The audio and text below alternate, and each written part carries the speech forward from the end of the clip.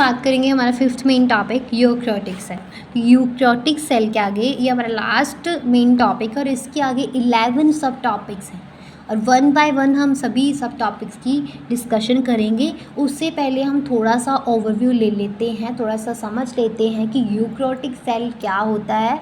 वैसे हमने ऑलरेडी इसके बारे में हमने बात कर ली है, बट फिर भी एक बार फिर से यूकैरियोटिक सेल में सभी प्रोटिस्टस आ जाते हैं, प्लांट्स आ जाते हैं, एनिमल्स आ जाते हैं, फंजाई आ जाते हैं, ये सभी यूकैरियोटिक सेल में आते हैं। इन यूकैरियोटिक सेल्स हमें एक्सटेंसिव कंपार्टमेंटाइजेशन देखने को मिलती है साइटोप्लाज्म में, क्योंकि अलग अलग हमें यूकैरियोटिक सेल में मेम्ब्रेन बाउंड ऑर्गेनेल्स देखने को मिलती है। जैसे साइटोप्लाज्म मतलब साइटोप्लाज्म के अंदर ही जैसे माइटोकॉन्ड्रिया, प्लास्टिड्स है ना, रफ एंडोप्लाज्मिक न्यूक्लियस है ना, ये सब हमें देखने को मिलता है। माइटोकॉन्ड्रिया, क्लोरोप्लास्ट, ये सारे देखने को मिलते हैं, राइबोसोम्स, सेंट्रियोल्स, ये सारे।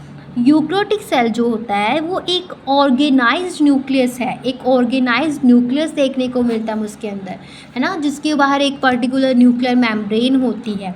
और इन एडिशन यूकैरियोटिक सेल में हमें वैरायटी ऑफ कम्प्लेक्स लोकोमोटरी और साइटोस्केलेटन स्ट्रक्चर्स भी देखने को मिलते हैं, जो सेल को मूव कर लोकोमोटरी और साइटोस्केलेटन स्ट्रक्चर्स भी देखने को मिलते हैं। हमें जो है जेनेटिक मटेरियल इसमें क्रोमोसोम्स में ऑर्गेनाइज्ड होता है।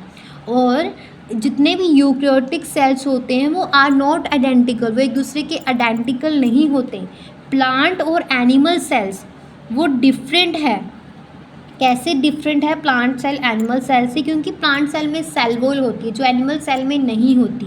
प्लांट सेल में प्लास्टिड्स होते हैं जो एनिमल सेल में नहीं होते हैं। और प्लांट सेल में एक लार्ज सेंट्रल वैक्यूल होता है, जबकि एनिमल सेल में ऐसा नहीं है ना।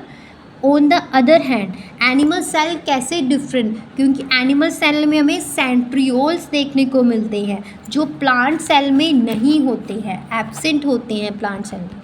और ऐसे ही प्लांट सेल एनिमल सेल से डिफ्रेंशिएट होता है। क्लियर है? अभी हम फर्स्ट सब टॉपिक की बात करते हैं जो है सेल मेम्ब्रेन। तो सेल मेम्ब्रेन क्या है? एक डिटेल स्ट्रक्चर है, मेम्ब्रेन है, जिसके बारे में स्टडीड की थी only after the advent of electron microscope. जब इलेक्ट्रॉन माइक्रोस्कोप के बारे में हमने मतलब इन्वेंट कर लिया था 1950 में, उसके बाद उसके बारे में डिटेल स्ट्रक्चर हमें ऑफ मेम्ब्रेन जो है उसके बारे में स्टडी की गई थी। Chemical studies on sale membrane specially हमने किस पे की थी? ह्यूमन रेड ब्लड सेल पे, जो साइंटिस्ट को इनेबल था, जो डिड्यूस था पॉसिबल स्ट्रक्चर था प्लाज्मा मेम्ब्रेन का।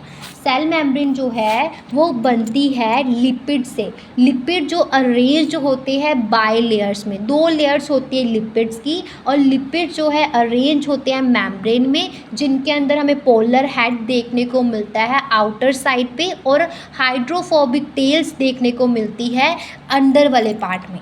और जो ये नॉन पोलर टेल है वो सैचुरेटेड हाइड्रोकार्बन की है, ऑफ सैचुरेटेड हाइड्रोकार्बन की टेल है जो उसे प्रोटेक्ट करती है। नॉन पोलर टेल जो है एक्वस इन्वायरमेंट से प्रोटेक्ट करती है अंदर वाले को, है ना, अंदर वाली है ना नॉन पोलर टेल। और lipid component of membrane mainly consist of phosphoglycerides से बनते हैं। उसके बाद क्या है? बायोकेमिकल इन्वेस्टिगेशन क्लियरली रिवील करती है कि सेल मेम्ब्रेन के अंदर हमें प्रोटीन और कार्बोहाइड्रेट्स भी देखने को मिलते हैं लिपिड्स के अलावा, है ना, जो जिनकी ratio of protein and lipid जो है वेरी करती है डिफरेंट सेल में, अलग अलग डिफरेंट। जैसे ह्यूमन बींग्स में रेड ब्लड सेल में 52% प्रोटीन है और 40% लिपिड है। ऐसे अलग अलग सेल में अलग अलग रेशो होती है।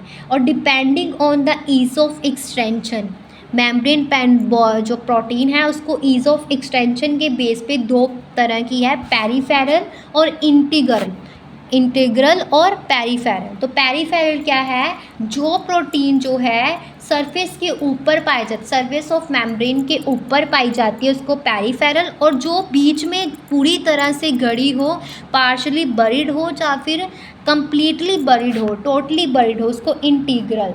और improved structure of cell membrane जो है किसने प्रपोज्ड किया, किसने बनाया, सिंगर एंड निकोलसन ने 1972 पे, जो वाइडली एक्सेप्टेड है, जिसे हम फ्लूइड मोसैक मॉडल बोलते हैं।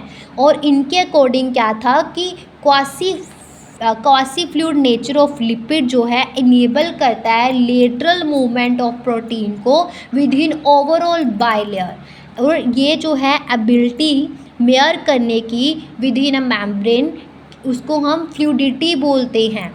और फ्लूइड नेचर ऑफ मेम्ब्रेन जो है important in point of view, जैसे फंक्शन, जैसे सेल की ग्रोथ होनी है, फॉर्मेशन ऑफ इंटरसेलुलर जंक्शंस होने हैं, सिक्रेशन होनी है, एंडोसाइटोसिस होनी है, सेल डिवीज़न होनी है, इन सभी फंक्शंस को लेकर ये बहुत ज़्यादा इम्पॉर्टेंट है।